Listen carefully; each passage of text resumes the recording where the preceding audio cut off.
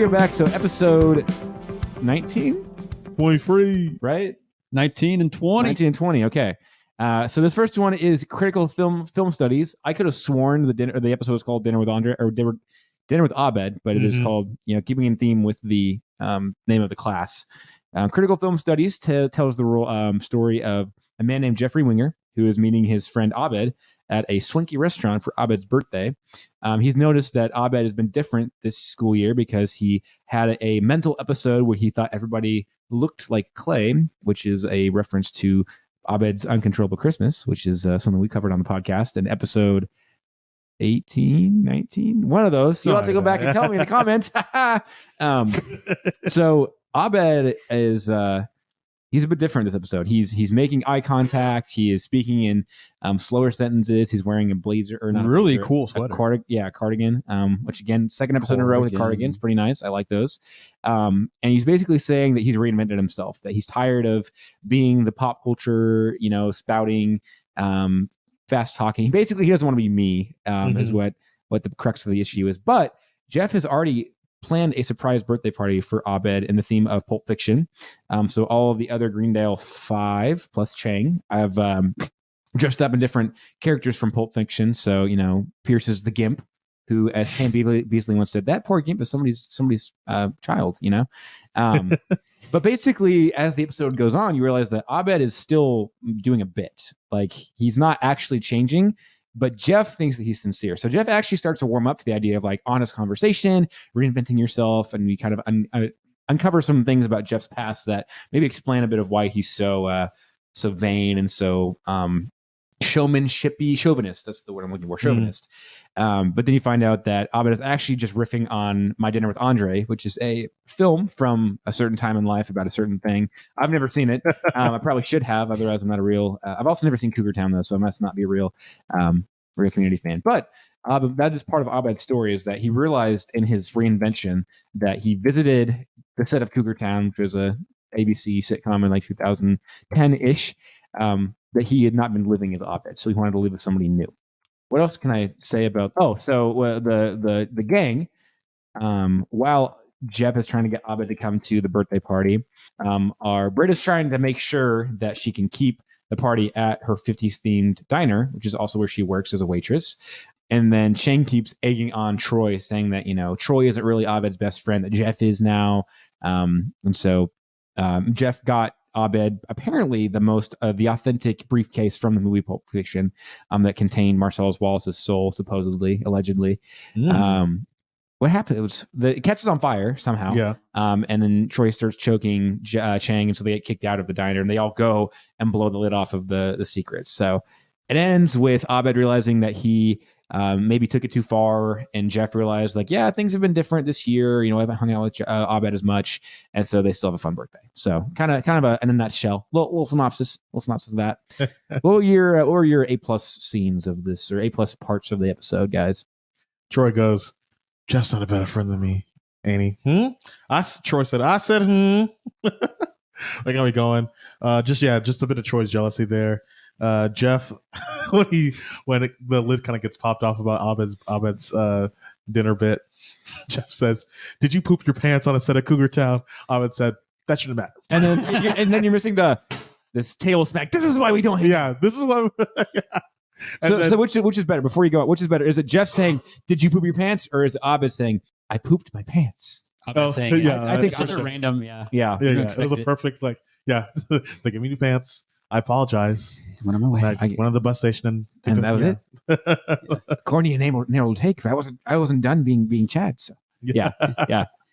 And then really just how Jeff really starts to open up, especially his unfortunate Indian girl costume. Little Indian boys have long hair and braids too. Yeah, he's like, and after the third house, I stopped correcting them.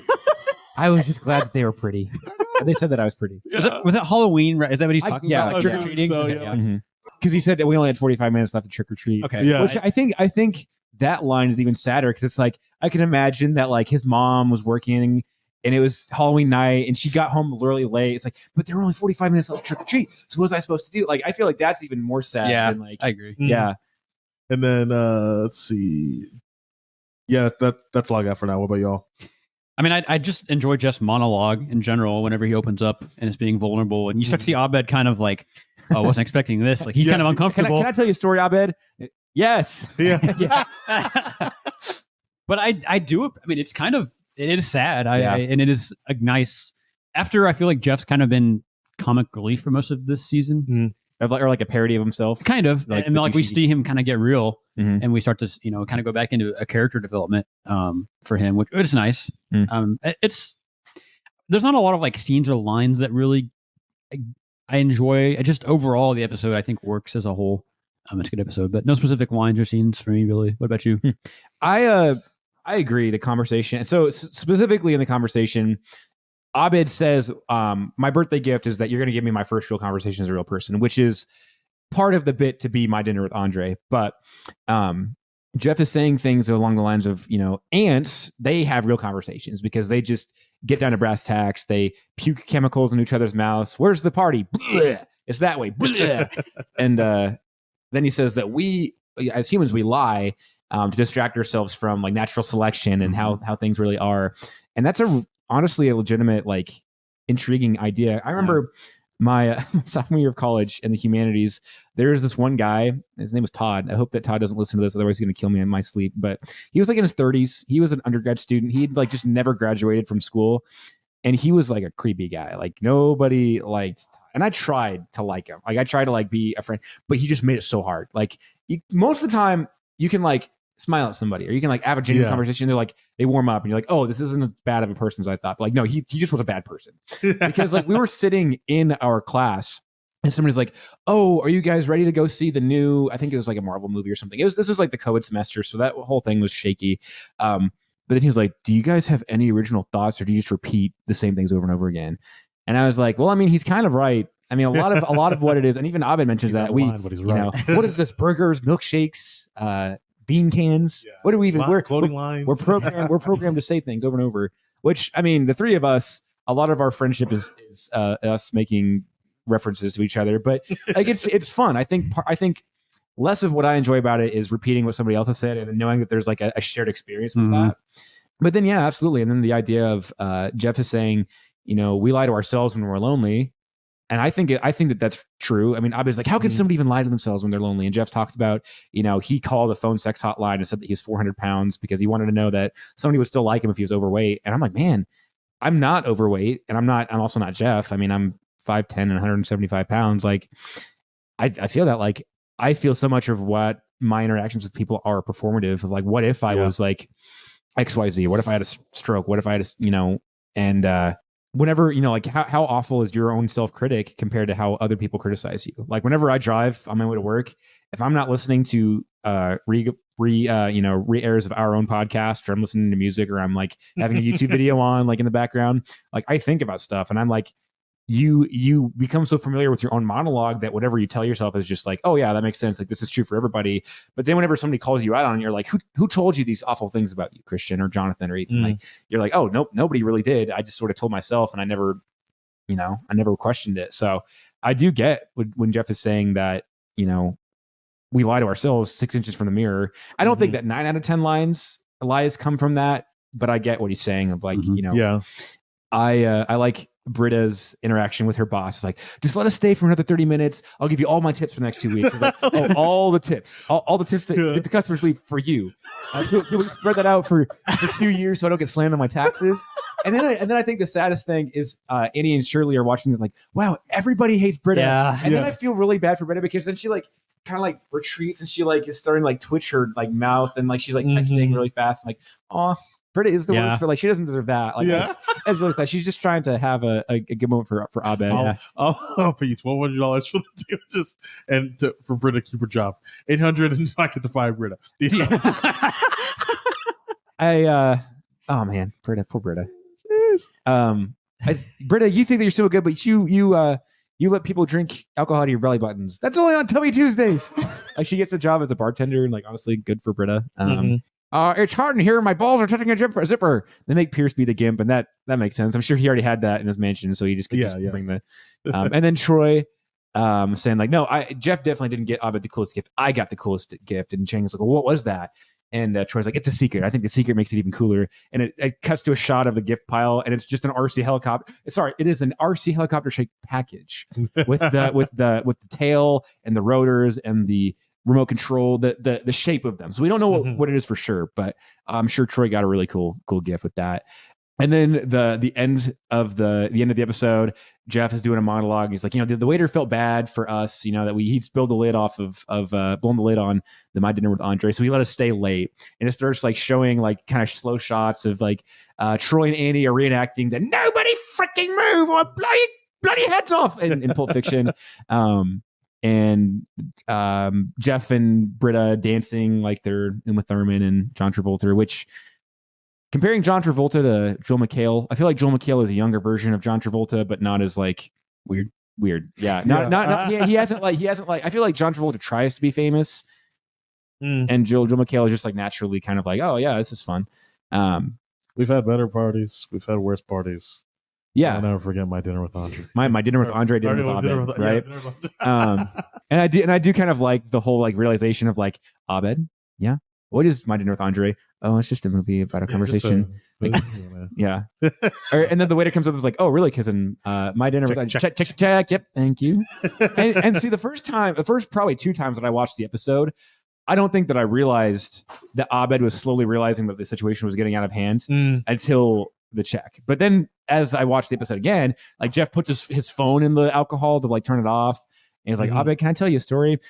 Yes. Like Abed stops being fancy Abed right after his story ends. Like that's really all he wanted to do. But he's doing another bit. So I'm like, that's a kind of fun layer of the episode for sure. So what did you guys, so Jonathan wrote the diorama question.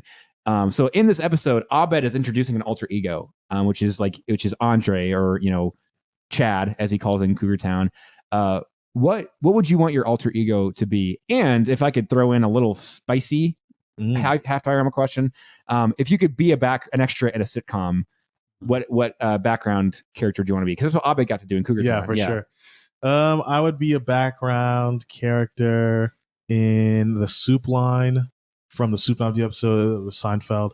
Seinfeld's my favorite show. Yeah, allegedly. We never want. You can't prove that. I was like, we don't want anybody in the any of our audience to know anything about us. So I'm okay with getting a couple extra Instagram followers. Yeah, they're just gonna ask me for money or for sex. So I mean, that's usually what those are. Yeah, usually how it goes. You get a DM. Hello, how old are you? Have you ever had a sugar mommy? Let's before? collaborate. Exactly. Collaborate. The hilarious sugar mommy. Hilarious guy. Sometime the listener should ask me about my hamster fighting tactic for responding to money bots. Oh, yeah.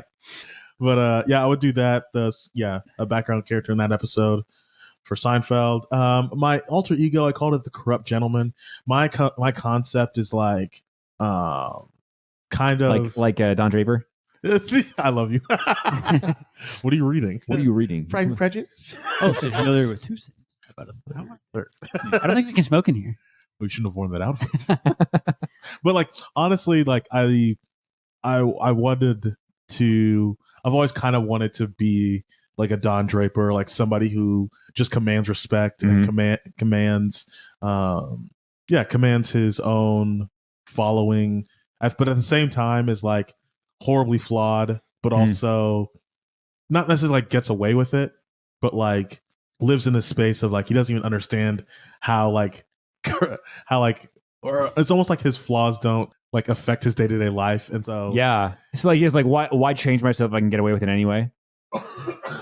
So like it's kind of like this weird idea, and I've heard it discussed once in a different podcast, but like, do you ever have an original idea, Jonathan? Have you ever original conversation? No, never. I'm just abetting you. But well, it's also like because there's this thing where it's that what's it called, plankton concept of like if you talk loud you sound like smart. Correct. So it's like, because I've done that before in conversations and in life where it's like I'm not smart, like I'm not saying anything really, but I'm just saying it commandingly and just saying it with my own George has a line in Seinfeld where he says it's not a lie if you believe it, and it's kind of like that kind of it's kind of like the concept of like if you just walk authoritatively through a building, like you can get anywhere. Yeah, exactly. Or if you're carrying a ladder and wearing an orange shirt, you can just go into any I did that for an interview actually once because like I I applied for the place. They put me in, and I walked in just comfortably with a briefcase and a nice shirt. I was like, "Hey, I'm looking for Marley," and they're like, no one works there. Hey, like, hey, I have an interview today. Like, I'm looking for, like, I'm ready to go. And this guy named Carl was like, well, just sit here and fill this out. I'm like, all right, here you go, Carl. Thank you. And I like shook everybody's hand. So you Don Drapered your way into the. I did, and I ended up getting the job. Yeah, dang straight. Fake it till you make it. Precisely. But honestly, afterwards, I kept thinking about that. I'm like, I should just walk into like businesses I want to work for and be like, hey, I'm looking for Sarah. Like, can you let us Sarah's here? Thank you. Would you Google beforehand who the CEO is, or would you just be like make up a name like, hey, is Todd here? Yeah, I'm here to see Elon Musk. He wants to hire me as a Yeah. CEO. He wants I brought a to. sink. He wants to So, but yeah, that's kind of my concept of the corrupt gentleman. Interesting. What about y'all? see, whenever you say corrupt gentleman, I picture a guy with a top hat and a monocle and a twisty. Yeah, honestly. So if you don't have that, then it doesn't. I picture the guy from Meet the Robinsons, the bad guy. Mr. Bowler Hat guy. yeah, bowler hat guy. Yeah. What's his name? What's his as a Goob. little kid? Goob. Goop. Yeah. That is an underrated Pixar movie. Yeah. I like that movie a lot. It's pretty heartwarming. It's Low key pretty good. I don't know. I don't know where this came from. But just the first thing that came to mind. But I said my alter ego would be a former FBI agent who is now like working as a private detective. Nice. And I just kind of pictured this like not even like gruff like what you think of like a private detective, like, hey, smokes cigars and Yeah.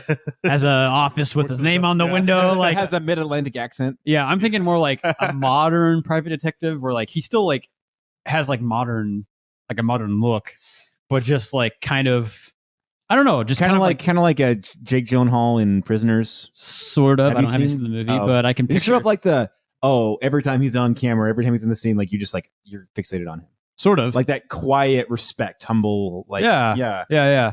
Kind of mysterious, but not like weird and like bizarre, like dark. Not like Bruce Wayne, but I don't know. That's what came to mind. I am vengeance. And then what was the other question? If you were a cameo on A background extra, actor in yeah. a TV show. Is it too cliche to say Frasier? No, go Like for being at the Cafe Nervosa? Like one of the That's good. Yeah. Yeah. that would be the dream because I feel like there's so many characters that I watch in the background of Frasier at the cafe. Like, how did that person get on the set? Yeah. Like, Yeah. What's the process?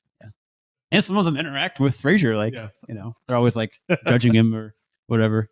Yeah, I think if I was a background extra, I would want to be on MASH. I feel like I think I would. I'm going to say MASH. I don't know if I'd want to be a wounded soldier or if I'd want to be one of like because they're like, if you ever watch the show, like in the camp, there's more than just the main characters. There's always like a cook or a Jeep driver. And I don't know. I feel like it'd just be funny to like in the episode, I could be the guy that like as Hawkeye's walking out and like a scuba mask and flippers because he always does that in one of the the shows. I could like be the guy who does like a double take or like the guy who's like, hey, let's get out of here, and you run away. I'd do that. Or it might just be a random, patrol guy who's like, hey, about 5 miles up the road, there's a wounded guy, one of our wounded Joes. He needs some help. Do something kind of like that.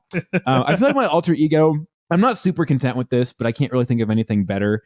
I always want my response to be like the shining part of the episode because I'm a narcissist deep down and I'm ashamed to admit it. I want my alter ego to be sort of like the everyman bar goer.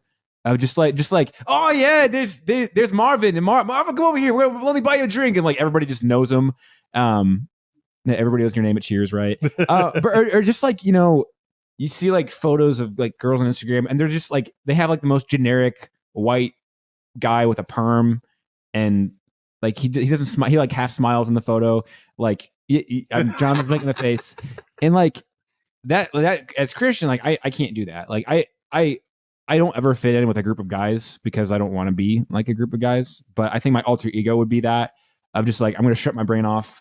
And I'm just going to like naturally get myself in situations where like people want to be around me.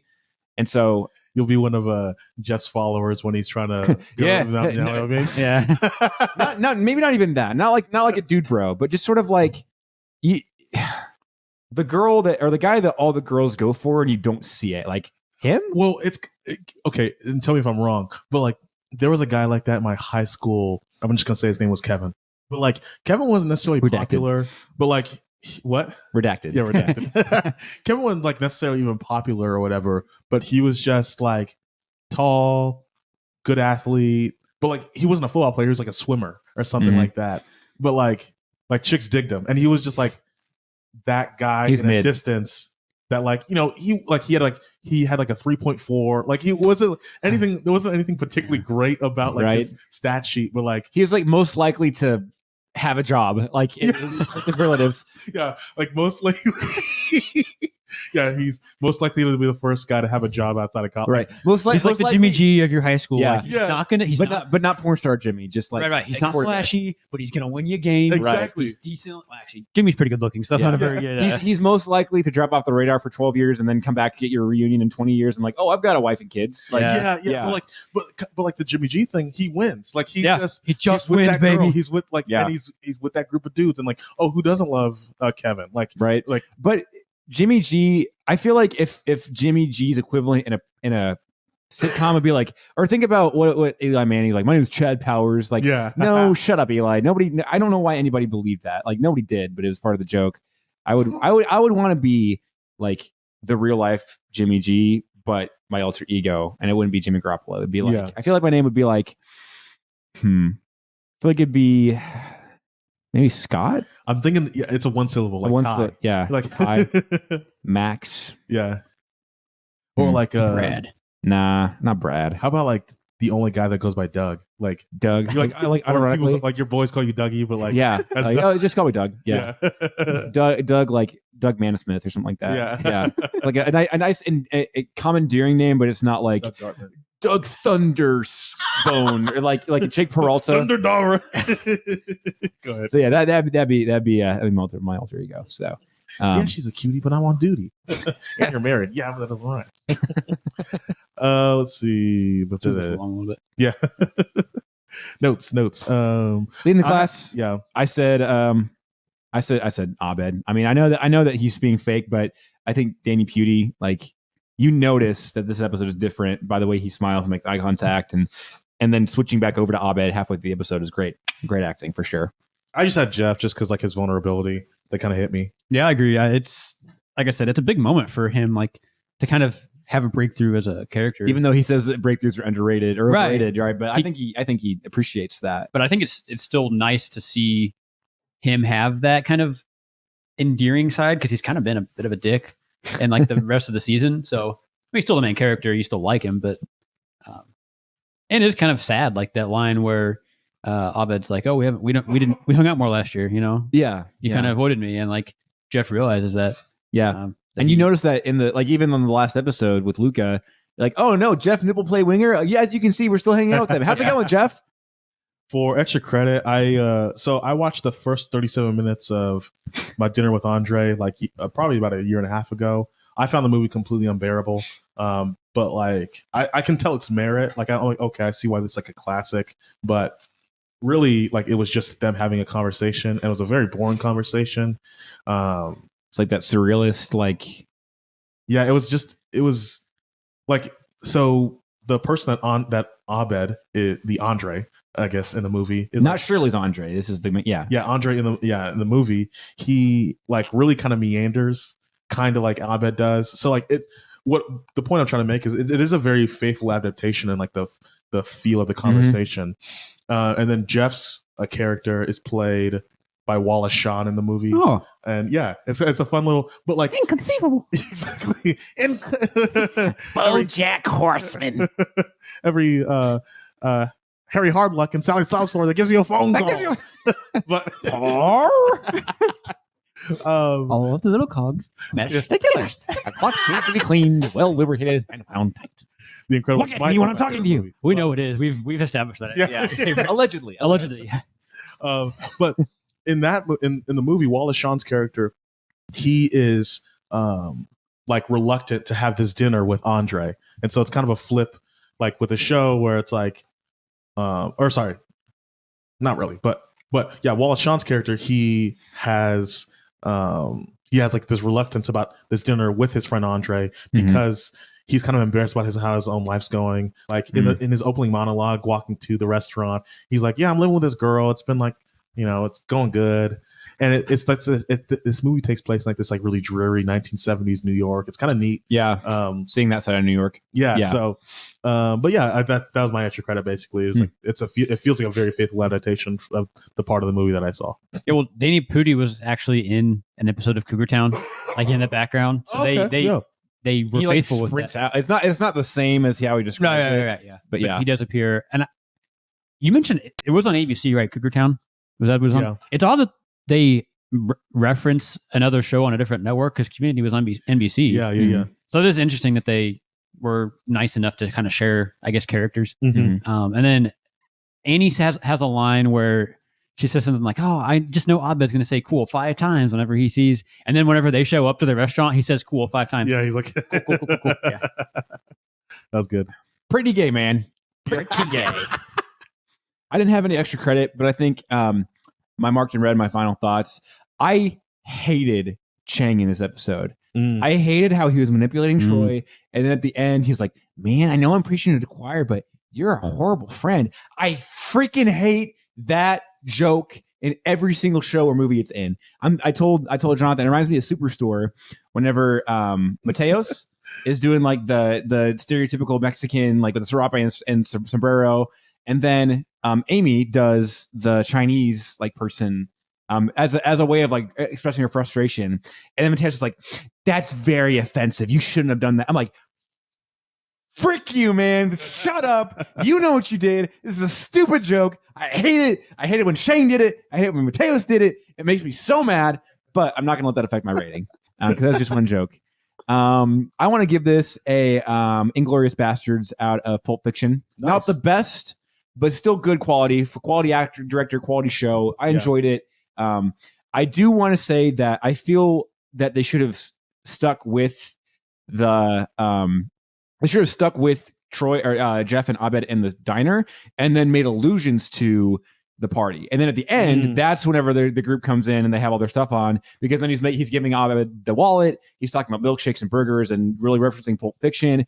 And then at the end, you're like, oh, that's why Jeff was doing that, was because the group was right there. And why he was getting all these texts and stuff.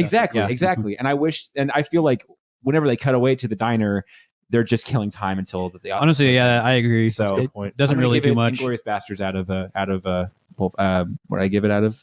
You said out of Pulp Fiction. Okay, yeah. I'm gonna change it to out of Django Unchained. I like Django better than I like Pulp Fiction. Yeah, that's fair. Yeah. So yeah. I wrote this down because Abed was talking about how, of course, it's part of the story, but I think he's actually telling the truth, where he makes a Facebook group for Cougar Town, and I just put Abed would definitely be a subreddit moderator if this was made like 5 years later. Yeah, like he'd be like the head of like a Cougar Town subreddit. I could see him. I can't see Abed being on Facebook except for being like the head of a community group. So that's why I think he'd be better on Reddit. That's a good point about the scenes in the diner. I definitely feel like they really don't do much. They're kind of unnecessary. And Chang is annoying. I thought Troy was kind of annoying.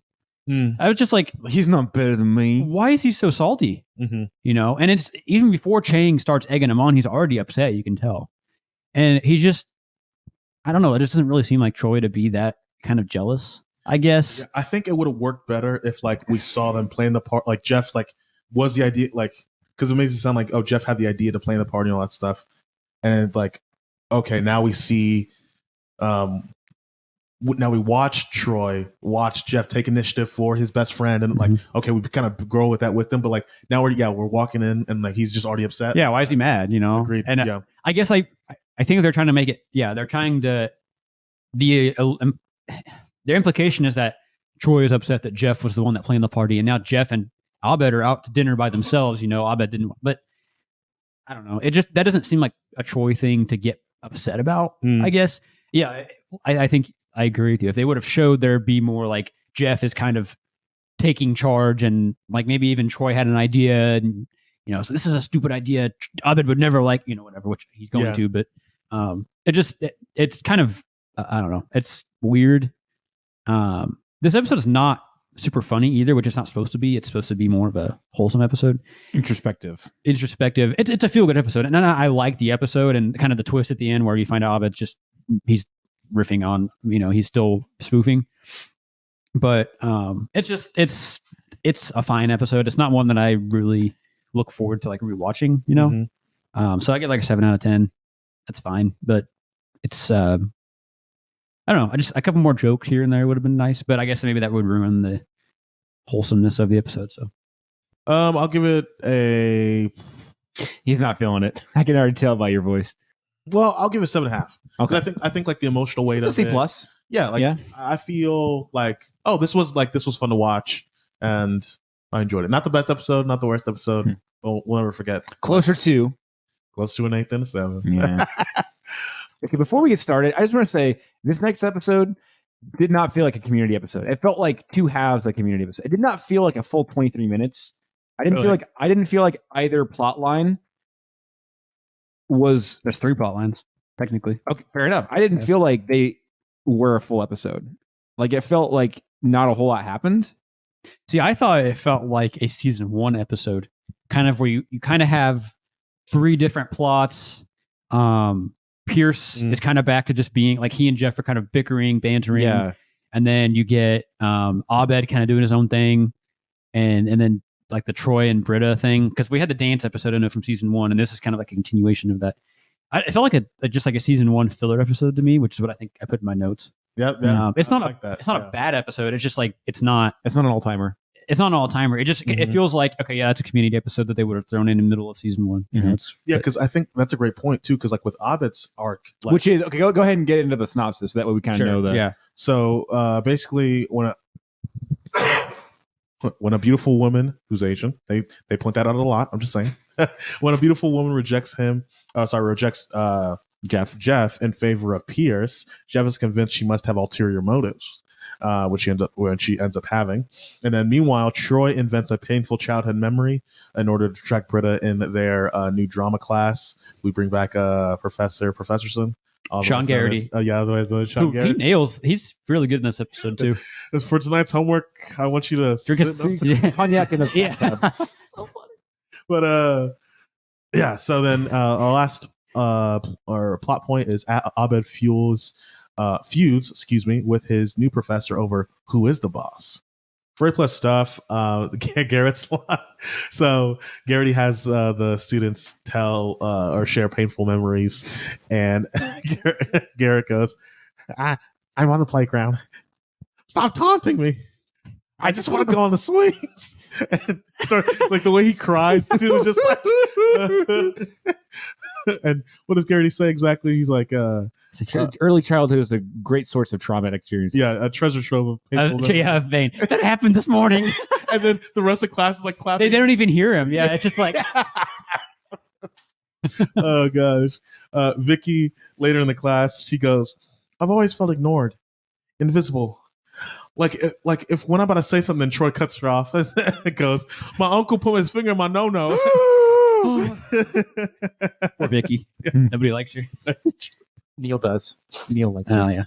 And then Pierce goes, I couldn't be thrilled. I couldn't be more thrilled that you guys threw us an engagement party. And Shirley goes, "You said if we didn't, you'd slash our tires." I could definitely see Pierce saying that. Or like he'd be like, "Do it or I'll kill your family." It's like, well, this I forgot how like this isn't an episode that I love, but there's quite a few like lines and scenes that made me chuckle. The opening scene, like with Annie, and they're talking about classes, and Shirley's like, "Oh, how about this class on jokes or something like that, or like joke telling?" And he goes, "Oh, don't take that one. I dropped it after the lesson on setups. The professor is so old." And they just keep going. Yeah, they always put that in like a community like this. Yeah, it's such a clever compliment, such clever dialogue. Yeah, and then another one that always makes me laugh out loud is the Jeff's talking about the wine class that he and Pierce are in, and he's like, "Pierce refused to drink Pinot Noir because he thought it was French for black penis." I always laugh out loud at that line. I don't know why. I mean, we talk about how much we hate like body humor, I guess, but it's such a Pierce thing. Yeah. He'd be like, Pierce was afraid to walk out of the liquor store with that one because he's afraid that if he was caught seeing it, he'd be accused of being a part of the Stonewall riots or something. Yeah. And then we talked about, we were making fun of not making fun of, we were referencing before the episode started recording, but the end credit scene with the Fiddler on the Roof, the all black production of Fiddler on the Roof. Yeah. It's called Fiddler, please. Yeah, Fiddler, please. Christian, what you got? Gents, like I said, this episode didn't really do it for me. I mean, I agree that the Pierce marrying, I don't even remember what her name was, but Red Dragon, basically, Yes. like that felt like a season 1 thing. It's kind of nice to expand on the Pierce lore of Hawthorne Wipes being the number 1 moist towelette company in Asia. Mm-hmm. But it was frustrating. It felt kind of like season 1 of like racism and sexism. But I did think it was funny that Jeff brought her back and is like, you both were willing to manipulate each other, and you lied to get what you want. So I think you both deserve one date. And he's like, she's like, you're paying. You're like, well, you're dressing slutty. She's like, well, deal. And I'm like, okay, like that's kind of a fun twist. Like, I did not expect them to see each other again. She just gets written off of the episode, but like it's kind of fun that Pierce or Jeff's got a point that they both kind of deserve each other in that way. I didn't really care much for the Troy and Britta storyline either. I'm not really comfortable with Troy making up painful experiences, and Abed points that out. He's like, that this isn't going to end well, but the whole reason that Troy does it is because like Britta is attracted to broken guys, and he likes Britta, which they end up dating eventually. So it has an avenue, but the idea of like the pain of not having any pain is valid pain. Like that's not true. I've been there where I want to add this conversation. I want to share my experiences, but making that stuff up is, I don't know. It just didn't sit right with me. I know it was a joke. I know it wasn't intended to create anything like that, but I was like, it's not. It's supposed to be funny, but it's not. Like, well, that's one of my marks in red. It's like I get it. Like again, like I'm pretty, because I know some people are like, hey, comedy's comedy. Like, right, like, everything. If you're offended by it, nut up, snowflake. Right? Yeah. But I'm like, dang, like it's bold. Yeah, but it's also not that funny. So it's like, I think saying it like, oh, my no, my plop plop. Like, okay, I will say props to Danny Glover for saying, no, Uncle Lucius, I don't want to play in the laundry room. Like the way he delivers it is comical because it's like over the top, but that is a very real thing that a lot of people go through. And I'm sure that they don't appreciate it being made into a joke on a sitcom. So I'll say that. Yeah. But I did really like the Abed plot. I just in general, I liked it because it's about who's the boss. And, my first exposure to the show was actually Candy Paint by Post Malone. So I'm a boss like Tony Dancing. Yeah. So he disagrees with Abed. Baby on the boss like Tony Dancing. Tony Danza. Tony Danza. Okay. I couldn't ever hear it, Ethan. So don't come at me. And the idea that like you can mathematically prove who the boss is, that's funny to me because it's like, obviously the joke is that you can't. I've always liked how, whenever I was in college and everybody had to take a speech class, right? It was fundamentals of oral communication. And you were like, okay, you have to make a speech and it can be about, it's got to be a, what's the word for it? Argumentative or like persuasive speech. Yeah. And everybody else was doing like, why we should cut beef out of our diet because there's so many greenhouse gases. And I think people did like why we should do sex, like safe sex ed and stuff. I was like, this is why you should watch pro wrestling. You should watch wrestling. And I'm like, I love that you can make your own presentations about that. Like I've also seen like YouTubers will do like, all right, we're going to have a presentation night and you can do a presentation over anything. So people like do like why Ratatouille is the best movie of all time or why certain Pokemon are cute or like, gosh, but I do really like, and Ethan wrote this down in his notes as well. That after Abed is like, so in conclusion, we can say that the boss really was, and the professor is like, Angela. And then he sits there and he says, class dismissed. Class dismissed. And he like smacks his hand. And like in real life, you think like, oh, he just found out that like Christianity's fault or like something like that. But like, and And then Abed is like, in every road we have two choices, Professor. The one you take and the one, or something like something. Yeah. Which that's actually a line from the theme song to Who's the Boss, apparently. Oh, is it? Yeah, I didn't know Okay, that. I didn't either. I saw that on That's what we get for being uncultured swine, right? Yeah. But then the professor like reaches towards his cabinet drawer and he pulls it out and there's a gun. You're like, oh my gosh, we've already had, fake trauma in the episodes. We're going to have like suicide. And so they pull it out even farther. And there's another book for what's happening. Yeah. Who's the guy? What's the name of the actor who's in that? Or do you know? I'll have to look at but basically it's like he's kind of shifting over to like, okay, well, I've already found out who's the boss, but now I'm going to look at this other, random TV show I'm going to offer a class about. Like obviously only Greendale would make a TV show about who's the boss, but now they're also going to make one about what's happening, right? The fact they did what's happening, it's like what was happening. Well, no, well, it's like we've done enough stuff on what's the boss, who's the boss, what's happening, or like the black white joke, like we've seen after school specials and found out. Oh yeah, kind of something like that. But the fact that because later on in the show, Abed has the famous like Nick Cage impersonation that Nick Cage actually saw. And was like, I give my endorsement to Abed, But like Greendale does offer TV show classes. So our diorama question is, if you were to take/teach, if you want to teach it, that's awesome too. If you took a class about a specific TV show, what would the name of the class be? And then what TV show would it be about? All right. So mine is going to be it's going to be called Family or Glorified Crew, a walkthrough of The Sopranos. Ooh. So that's kind of inside baseball for this is what happens when you disrespect family. She was abusive to the staff. Oh gosh, I love The Sopranos so much. But especially in the later seasons, but it's a kind of something that they talk about with Tony Soprano's group. They say that's not a family, that's a glorified crew.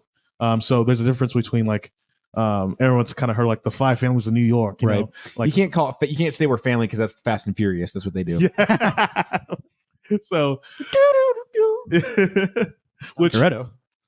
They kind of have a good point because in The Sopranos, the only family by blood is Chrissy, Tony, and that's really it. Everyone else is like, obviously they're all Italian, but they're not like blood. And if you've seen one of them, you've seen all of them. Yeah.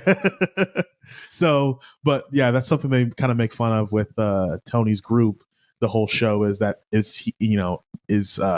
you guys a family or a glorified crew? And technically there are actually like within the show and like within like mob lore, you can kind of figure out and like qualify. But would you say that they're getting the crew together? You son of a bitch, I'm in. Yeah.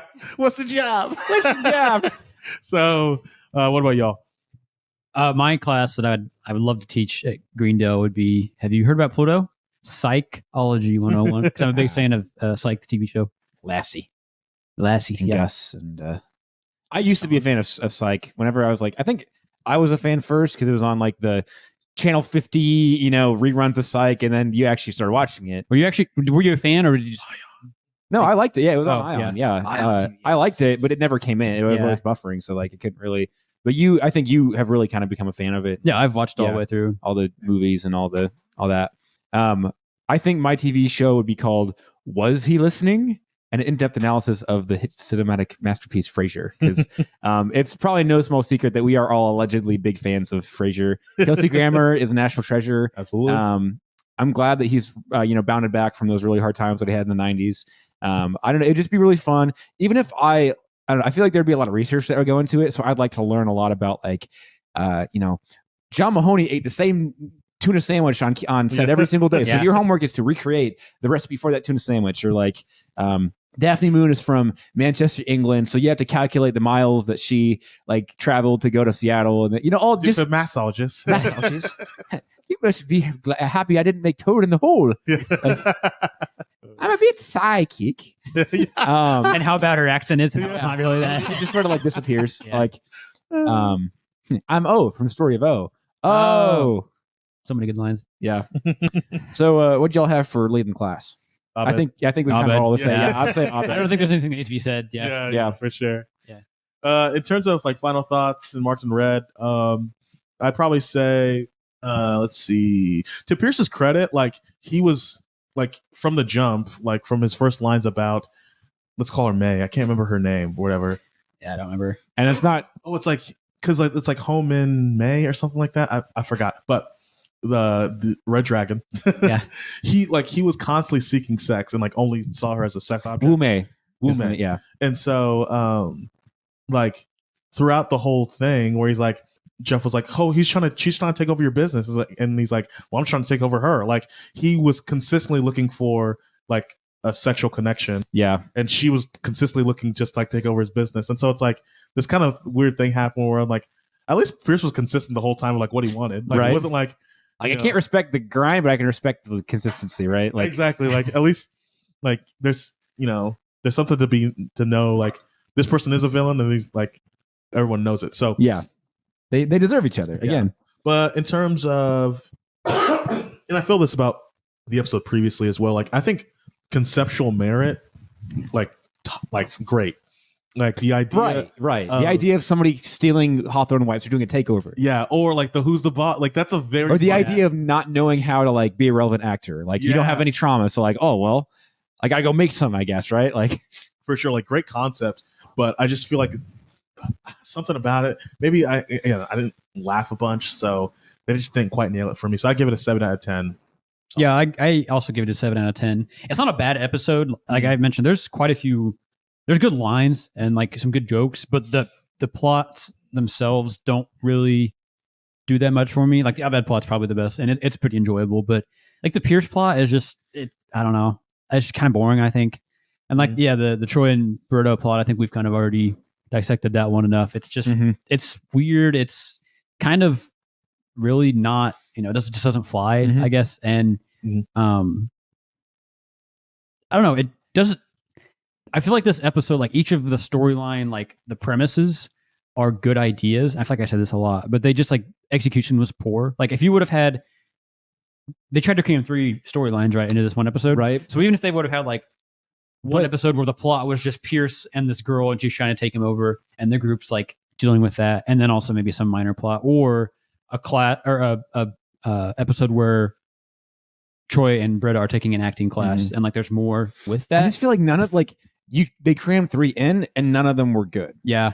But like I think the premises themselves could have been good. Okay, if there was like 2 out of the 3, instead of all 3, and they could have given more time to 2 of them. But okay. What do you got for rating? What was your rating? 7 out of 10 as well. Same with Jonathan. I mean, I think we're all in agreement. I think 33% of this episode was good, but it was the 33% that didn't get enough attention, which was Abed's plot. I mean, I think Abed is the leading the class of the whole show. I mean, let's be honest here. How many times have we been gushing over him? So I don't think there's really much more for me to add. I think that this would get like a The Neighbors from ABC from like 2012 out of like, Last Man Standing. Like nothing really outstanding about either show. Last Man Standing has had lasting power. The Neighbors was kind of funny to me whenever I was 11 years old, but it didn't last very long. So like it has a place in the row of community episodes, but it's nothing memorable for sure. So you guys have any other thoughts? I think I asked that just about every time, but all right, folks. Well, that was another episode of YAA 2.0. Thanks for stopping by. We'll see you again in a week. Let's go.